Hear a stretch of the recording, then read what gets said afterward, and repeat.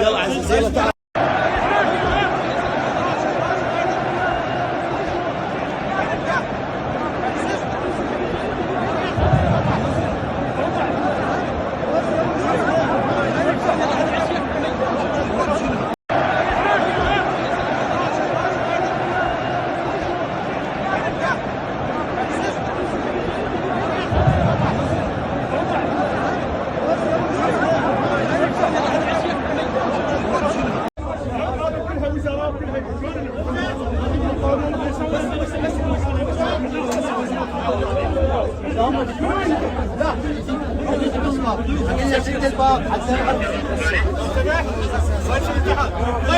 يلا عزيز يلا تعال.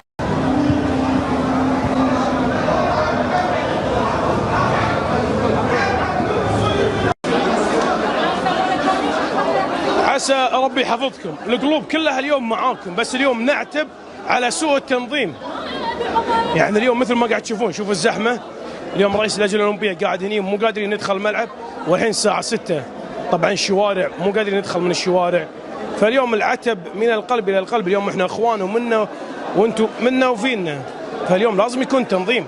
يعني مو معقوله اليوم، يعني معقوله اليوم المنتخب الكويتي والمنتخب البحريني والمنتخب الاماراتي او منتخبات المجموعه الثانيه يتمرنون على نفس ملعب الافتتاح؟